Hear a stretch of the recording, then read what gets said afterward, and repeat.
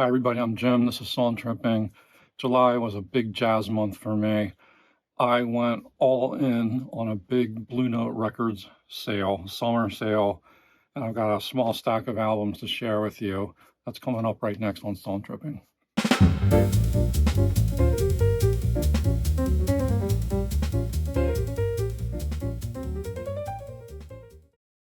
So as I've been documenting for a while on this channel, I've been downsizing my record collection, vinyl and CD, and buying less and less records. Well, every now and then I go on a bender, and that happened in July.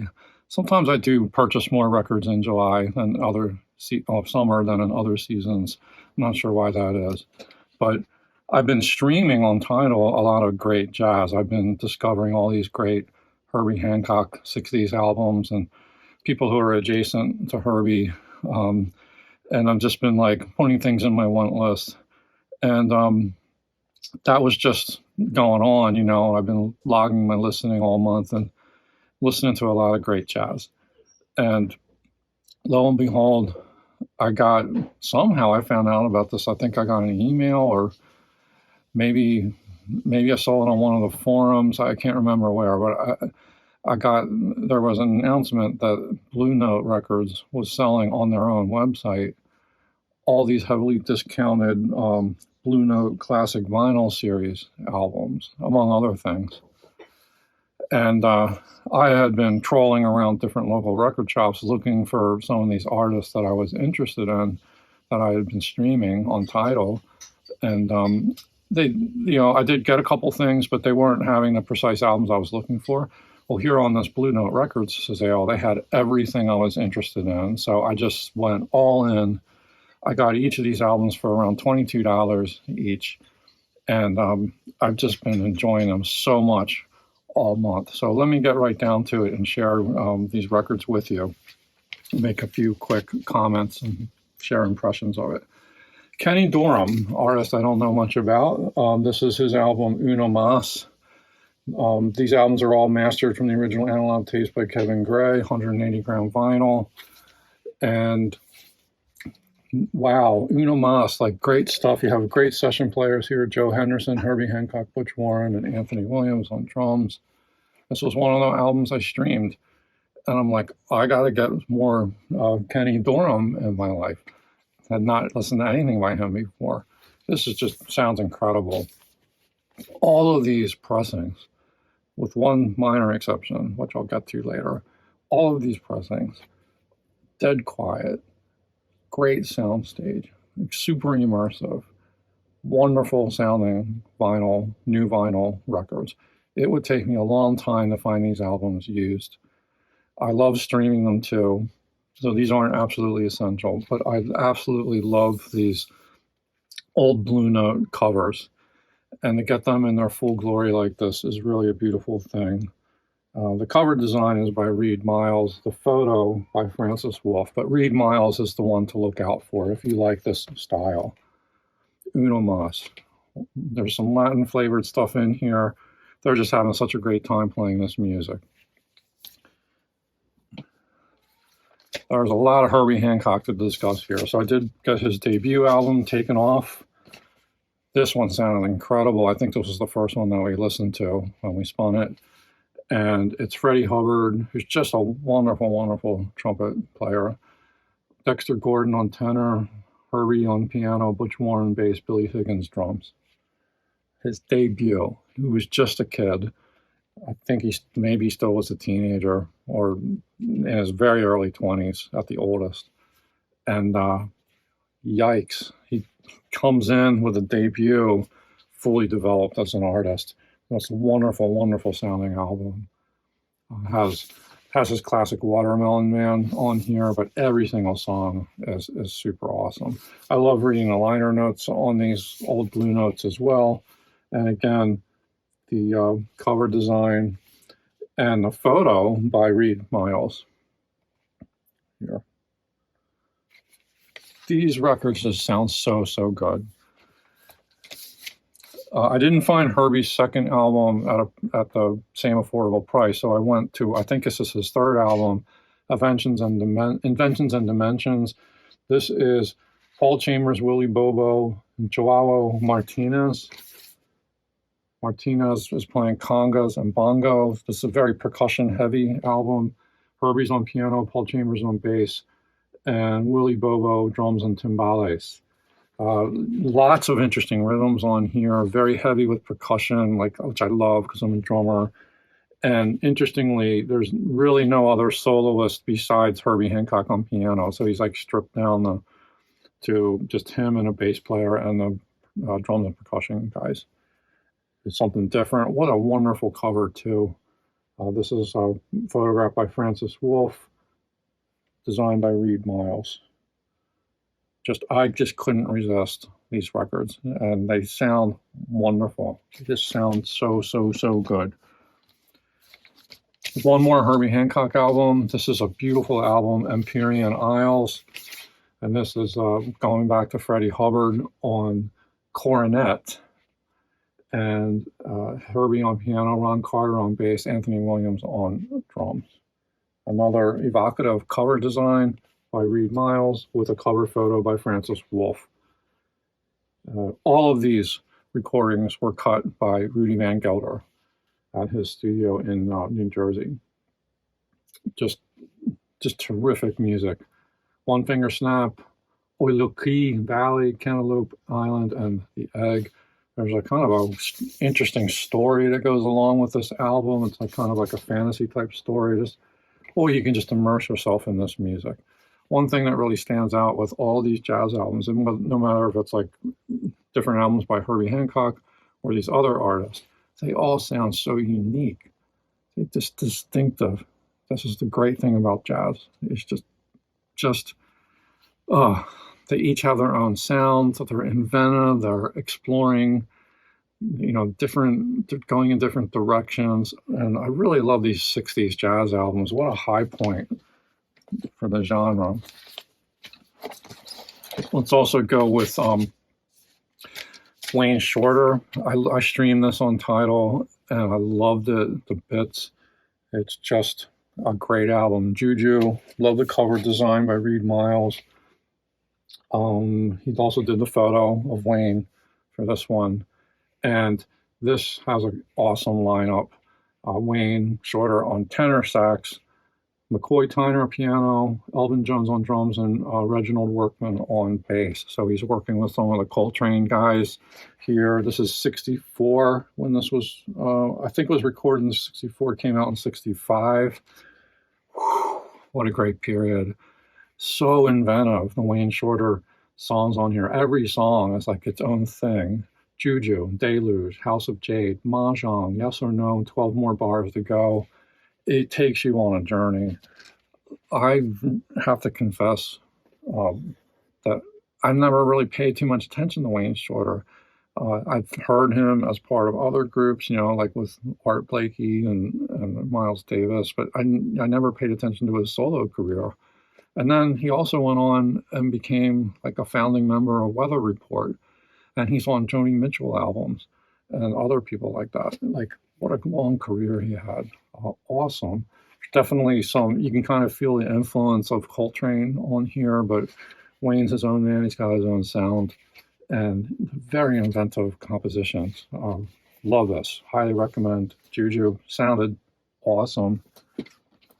This was another one. All these are albums I streamed and discovered. How can I can't say enough good things about this one. Eric Dolphy, Out to Lunch. This was released posthumously. He died very young. He went to Europe, if I know the story, and he was misdiagnosed. People thought he had a drug problem, but he was really diabetic. I think he went into a diabetic coma and he passed away. But boy, what a legacy on this album. This is 1964, Out to Lunch. Freddie Hubbard on trumpet, Eric Dolphy on alto sax, flute, and bass clarinet.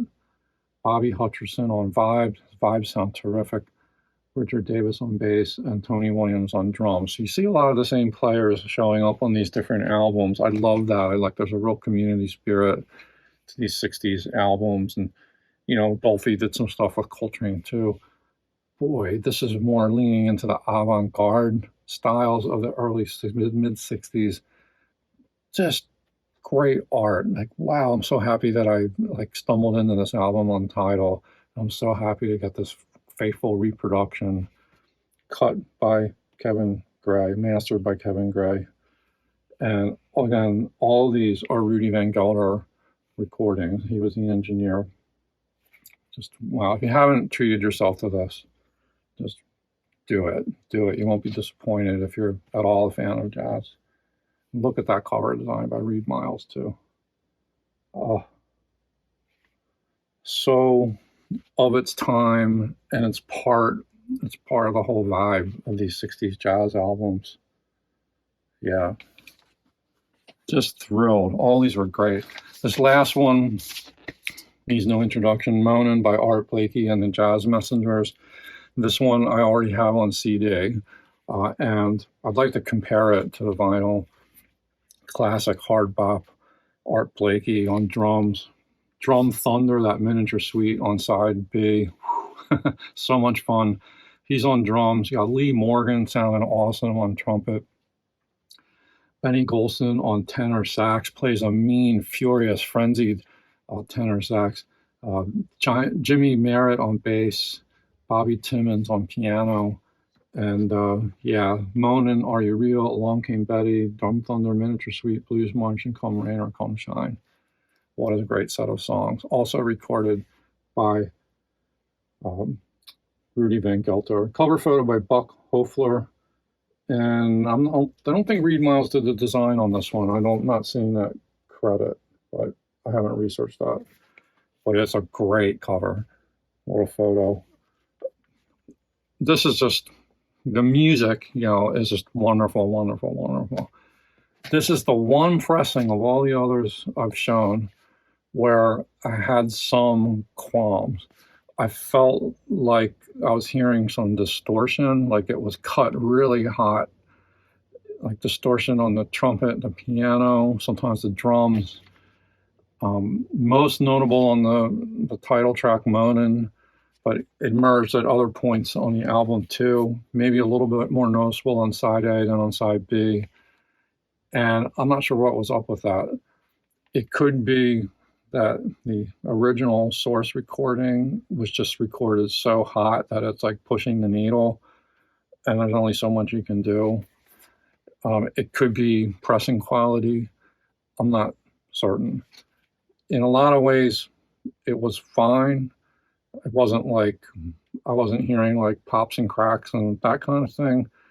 It was quiet pressing, but it felt in these like intense passages at moments, it felt like there was distortion.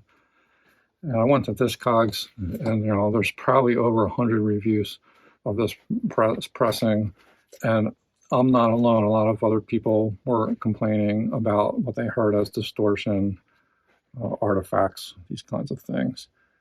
There's one point in one of the songs where like people say that Art Blakey actually like hits the microphone stand.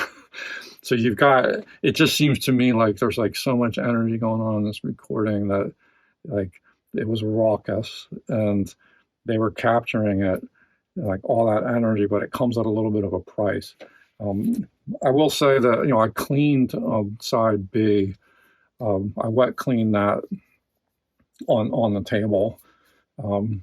And I think it was a little bit better. So I should go back to side A, wet clean that, and listen to it again and compare it with my CD to decide whether this perceived distortion is in the pressing or it's just in the original recording. I think it's baked into the original recording.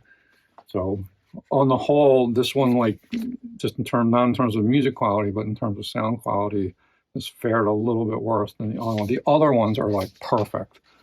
So just to kind of review these one more time: Moanin', Art Blakey; Out to Lunch, Eric Dolphy; JuJu, Wayne Shorter, who's he's playing with some of those Coltrane guys. Empyrean Isles by Herbie; Inventions and Dimensions by Herbie Hancock and Herbie's debut, Taken Off; and Kenny Dorham, Una Mas. I was a happy camper this month. I've just been enjoying my jazz records so much. I do have a rule now when I buy new records or CDs. I have to make room on the shelves for them because I'm at my limit. I don't want to spill beyond the boundaries of this shelf unit. And I've gotten rid of some stuff, like some old albums, some classical, and some stuff I'll never listen to, second tier, third tier stuff. So I did that. The room is on the shelves for these. And I'll probably cool it for a while because my wallet needs a break. But I don't regret it. Like, I would not have bought these albums if they all in a batch like that if they weren't on sale. But I would say keep your eye out for these sales, not just on the big retailers, but on the record label sites themselves. They sell albums too. I bought these directly off the Blue Note Records site. They're doing wonderful stuff over there. I thank them for reissuing all this stuff, these classic vinyl series, which are real affordable. Even new, these might only cost you $28 to $32. New, like not on sale. These are also new. They just were like blowing them out at a lower price. But then you got those Tone Poets, which are more expensive, but they sound. I have a couple of those. They sound awesome too. But yeah, I feel so happy to have been doing the deep dives into these jazz artists because I have much more I want to stream. I am streaming more of these artists, and eventually I'll get some of their albums. It's something to look for in the record shops. And again, if another sale comes up, I might pull the trigger again, but I got to make room before I can haul in the new stuff. Anyway, that's my little celebration of Blue Note. And yeah, let me know if you have any of these albums. Do you feel the same way about Moanin that I do, that it sounded a little too hot for comfort at times? Are there better pressings of that? And I'll report back later on the channel after I have a chance to listen to the CD, and I'll share my impressions. But yeah, I am like very, very happy with this batch purchase. Like, every now and then you got to treat yourself. Life is short, and I will come back to these records for sure. I've already listened to some of them more than once. Anyway, thanks for watching. Be well. Bye-bye.